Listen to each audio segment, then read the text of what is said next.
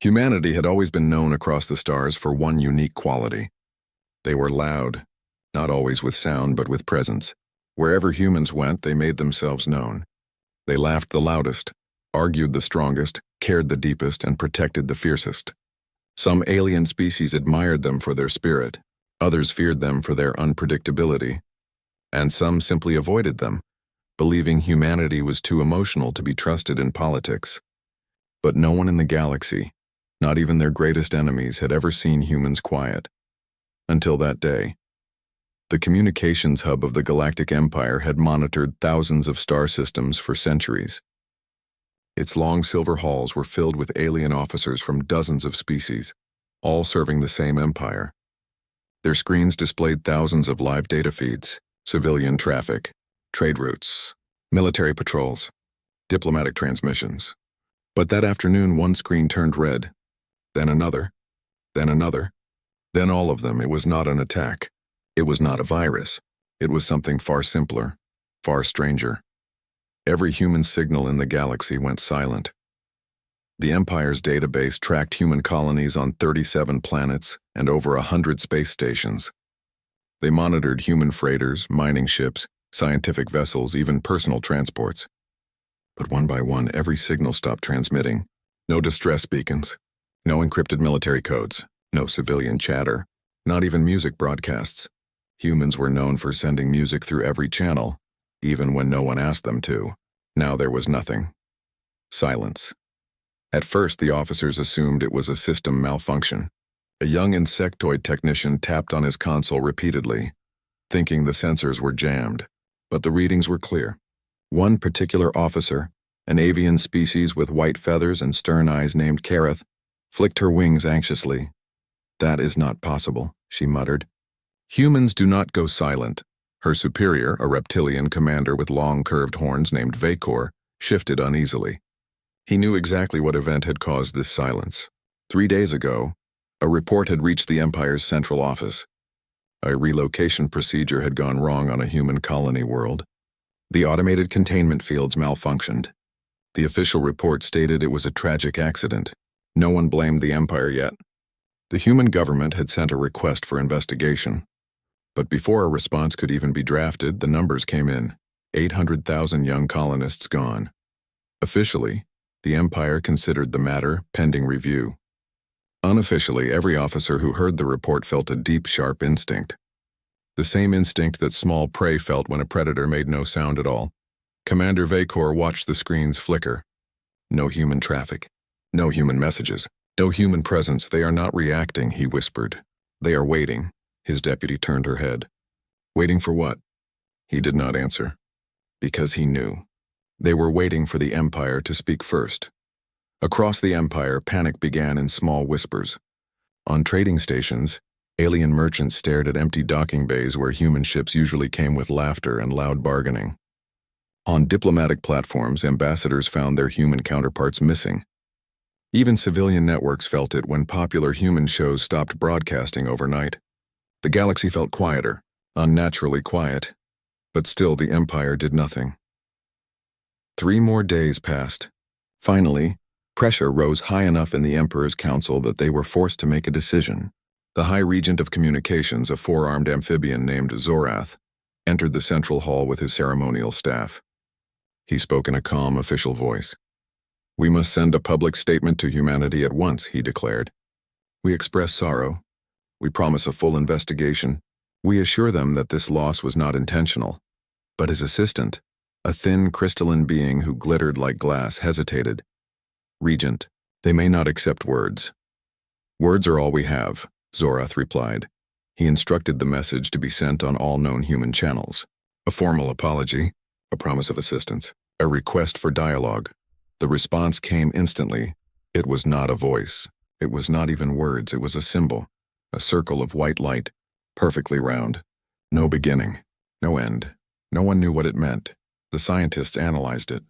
Some believed it was a warning. Others thought it was a memorial symbol. A few even suggested it was simply a refusal to speak. The council debated fiercely.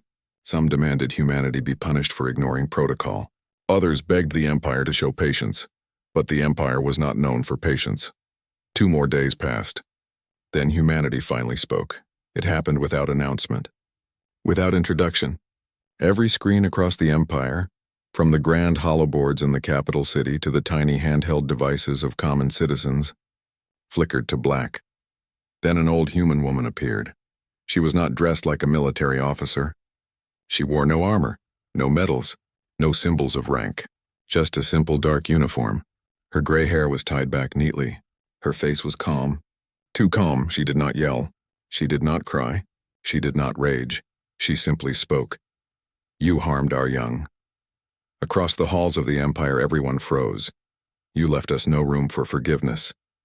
Her voice was soft, steady, not loud, not forceful, but it carried a weight heavier than any weapon. We will not scream. We will not negotiate. Some officers shouted at the screens. Then what do you want? She did not answer them. We will respond. Once. Those words echoed like thunder. The screen changed. A set of coordinates appeared. A barren moon in neutral space. Not under human control, not under Empire control. A place where no warships were stationed. Her voice returned.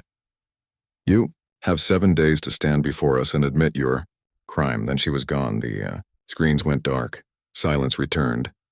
But this silence was not confusion. It was fear. Across the empire, chaos erupted.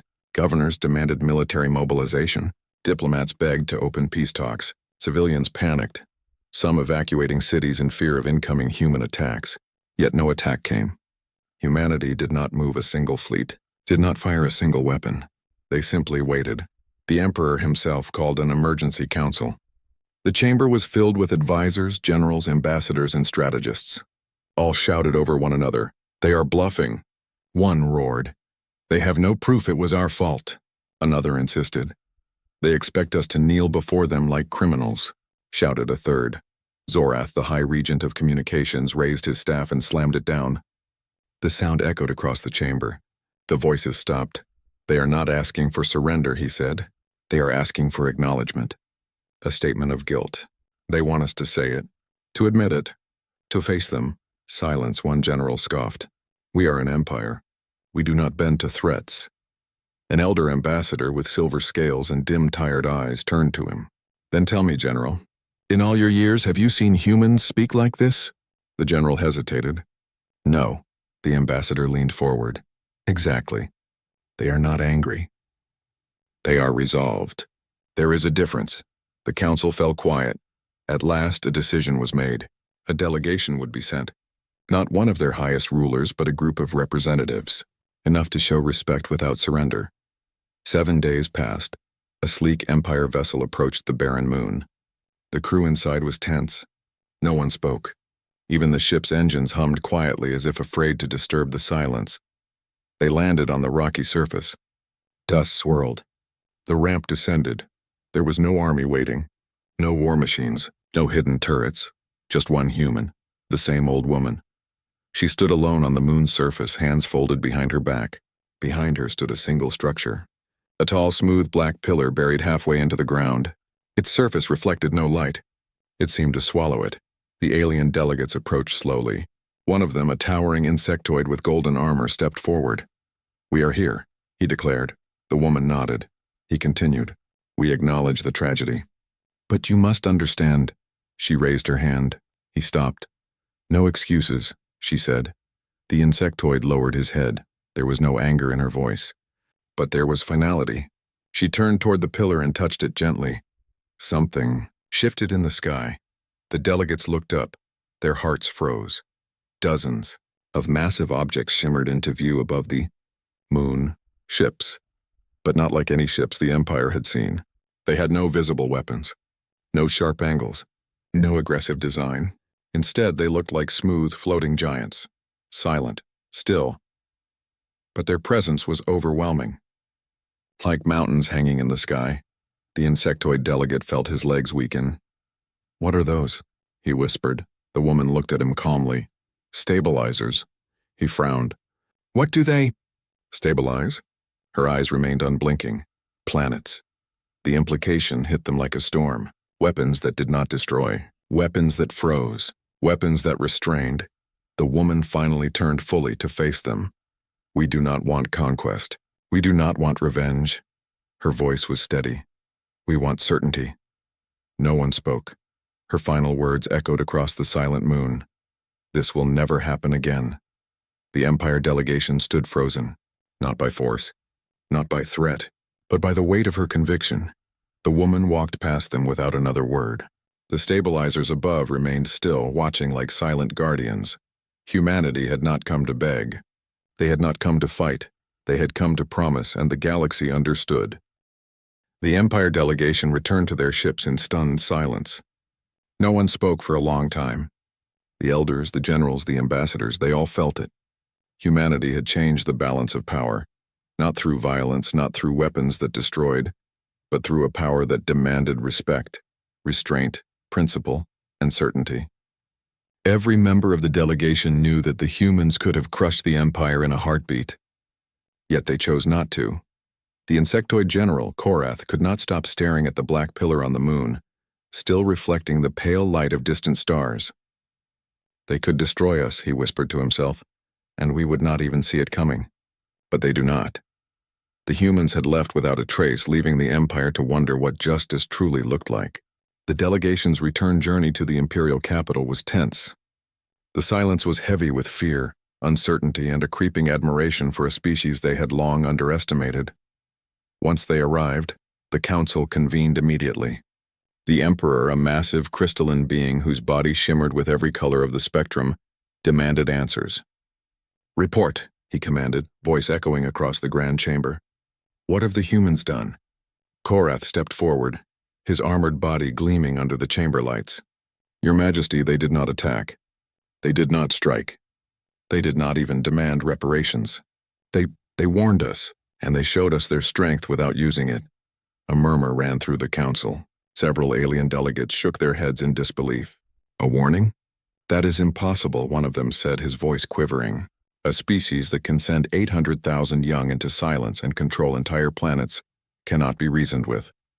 They must be bluffing." The Emperor's eyes glowed brighter. "Do you think I do not understand bluff? I have seen thousands of systems fall to threats alone. This is different." "Yes, Your Majesty," Korath said. "This is not about threats. It is about principle. Humanity is telling us that if we harm their young again, they will act, but not in anger, not in vengeance. They will act with certainty. And that certainty is more terrifying than any weapon we possess." The chamber fell silent. The weight of Korath's words sank into every being present. The Emperor tapped his crystalline fingers against the marble dais. "Prepare a message," he said finally. "But it must reflect understanding, respect. Acknowledge our mistake fully, and we must commit to ensuring such an incident never happens again. Humanity must see our sincerity, or the consequences are unimaginable." Meanwhile, across the stars, humans did not wait for replies. The colonies of Earth and other human worlds were united in their quiet vigilance. They did not send fleets to block the Empire. They did not station soldiers along borders. Instead, they focused on preparation, ensuring that their promise of certainty could be carried out if needed. In a small council chamber on Earth, the same elderly woman who had greeted the Empire stood before a group of younger human leaders. They were not military generals. They were engineers, scientists, diplomats, people chosen not for combat but for wisdom. "The Empire has acknowledged the incident," she said quietly, her voice steady. "But acknowledgement is not enough. We must prepare. Our systems must be ready. Our stabilizers must function perfectly. We cannot give them any reason to doubt us." A young woman, bright-eyed and determined, spoke up. "Do you think they will ever try to harm us again?" The elderly woman shook her head. "I do not know. But it does not matter. They will not be able to harm us without consequences. That is what matters. That is the message we carry. Not anger, not revenge, but certainty." Back in the imperial capital, the Emperor received the human message. It was brief, clear, no rhetoric. "No excuses. We accept your acknowledgement. We will act to prevent harm to your young.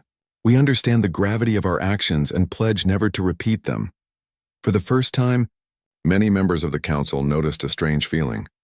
Fear had turned into something else. Awe. Respect. A quiet understanding that humans were not just another species. They were guardians of their own kind, and no Not the Empire, not anyone else, could underestimate them again. Over the next several weeks, humanity's reputation spread across the galaxy like wildfire.